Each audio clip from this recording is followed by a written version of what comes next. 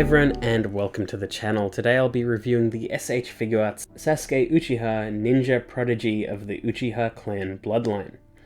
And continuing the trend of the Naruto S.H.Figuarts line, or at least the new Naruto S.H.Figuarts line, they have really long complicated names instead of saying something like 2.0.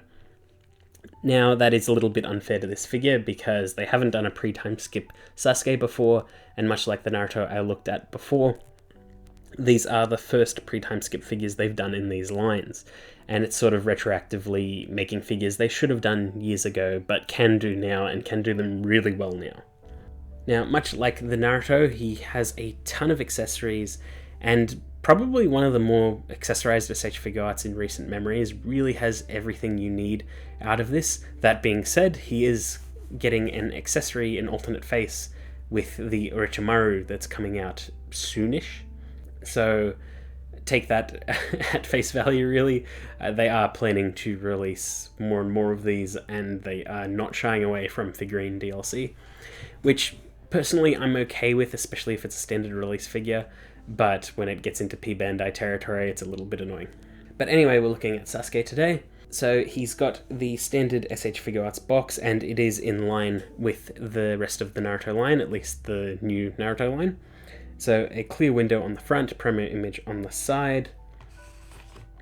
We've got a full body shot on the side as well with his name.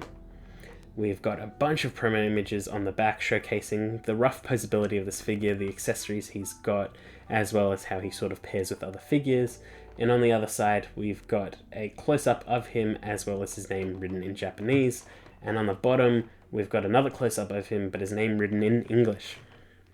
Now, opening up the side of the box, you can see the full promo image, which I quite like. I always like doing this with my S.H.Figuarts.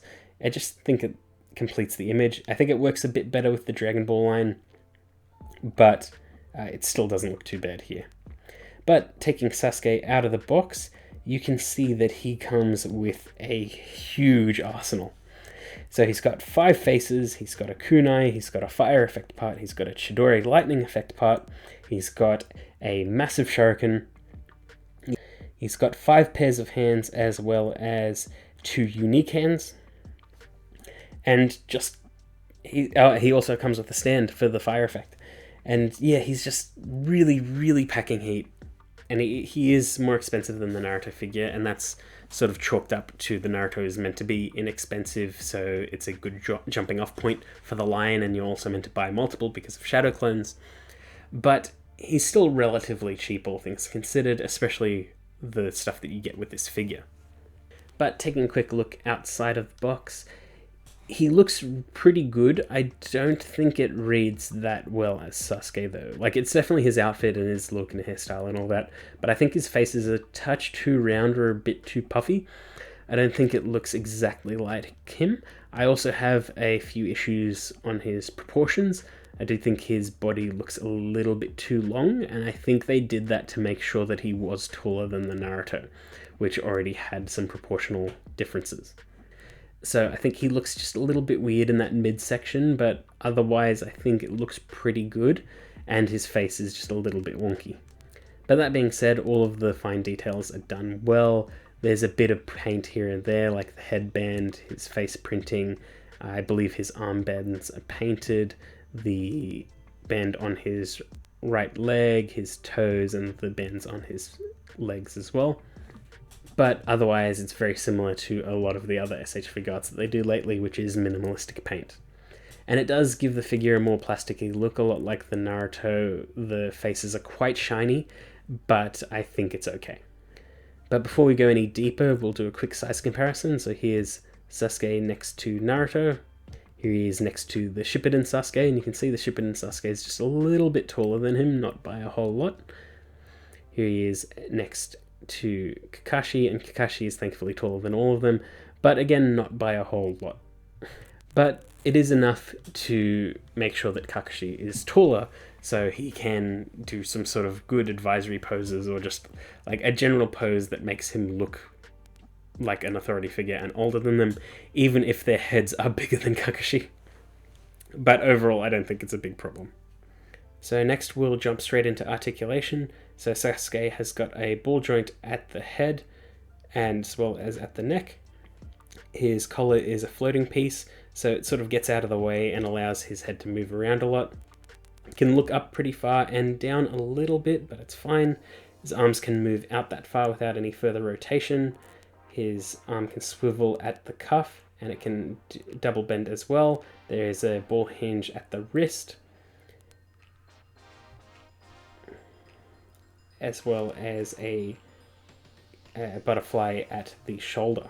And it's a pretty good butterfly. It does take a little bit to get it going, but it works quite well. There's a ball joint in the upper torso, which allows for a bit of an ab crunch. It's not that deep. I think the plastic gets in the way. And so he can look back decently far and forward not too much. There is a swivel at the waist, and you can sort of see his skin peeking out under his shirt depending on how you move it. But his body can rock side to side a bit, and he's got waist swivel. His leg can kick forward that far and back that far, which is pretty good, better than the Naruto. And his leg can rotate at the cut in his pants. And it looks like you can only get one bend out of his knee, but you can work it a bit and get the double bend going, and thankfully the pants don't get in the way of that. Now, much like Naruto, he's got a swivel at the upper ankle, he's got a bend at the ankle as well, and a toe bend and hinge. So you can get some pretty deep bends and poses. I don't think it's as good as Naruto's bends, but it's still pretty damn good. And his pants are sort of like floating. It's a little bit weird. They're a touch too loose for my liking, and they do sort of make weird noises as he poses it about, same as his collar. But generally, pretty good articulation, and you can get a lot out of it, especially when you involve his faces. So he has a neutral face with his just standard black eyes, and it looks fine. Again, I do think it's a little bit too puffy for his cheeks. He's got a slight smirking face. It's a very cocky smile, which I think suits him pretty well, at least at this point in time.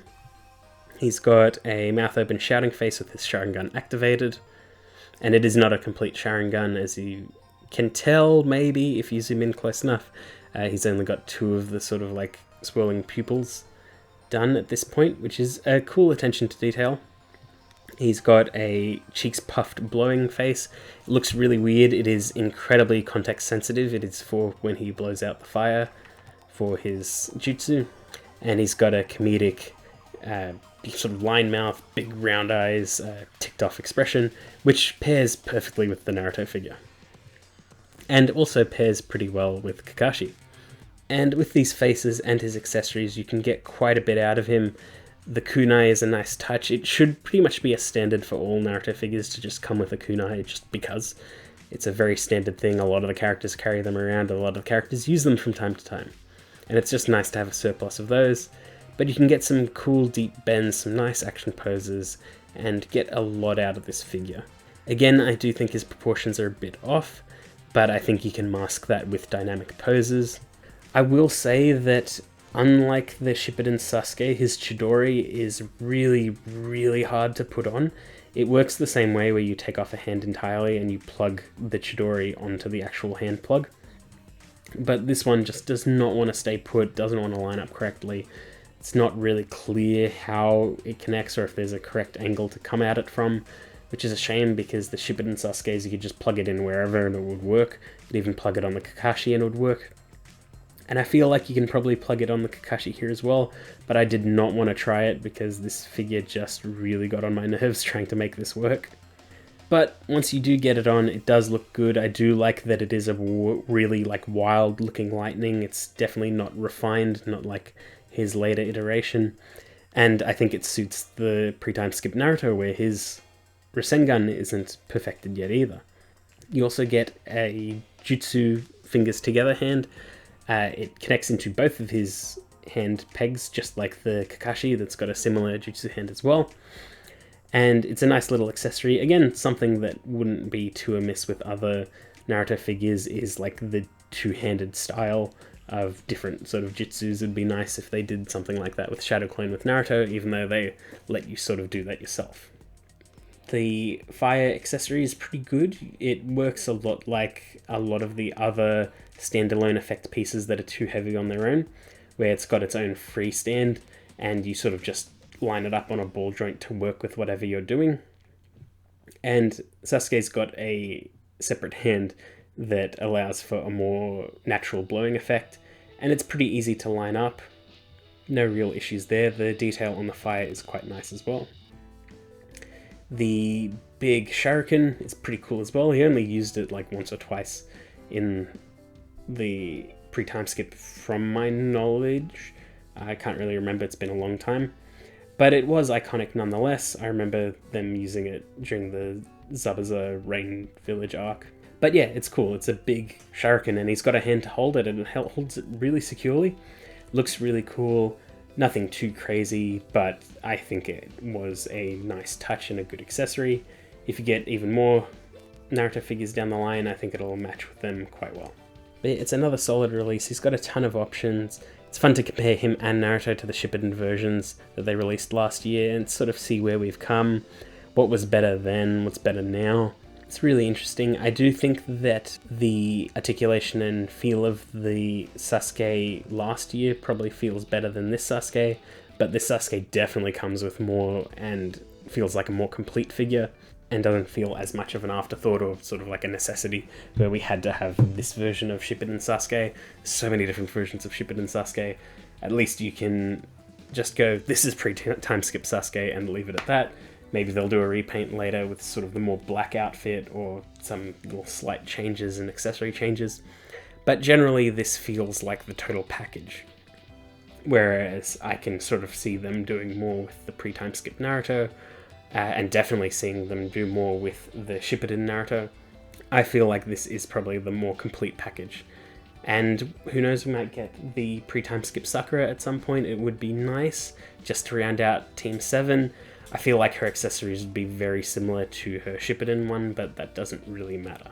But yeah, it's just another solid figure, not really that many issues with it, no real quality control problems, just a roundabout solid figure. Nothing too crazy. The only real issues between it and the Naruto are proportional changes that I don't think work that well with the Sasuke. I think it's fine for the Naruto. Just think he's a little bit too long in the torso. But still, it's a good figure. But yeah, that's pretty much it. I hope you enjoyed that video, and I will see you all next time.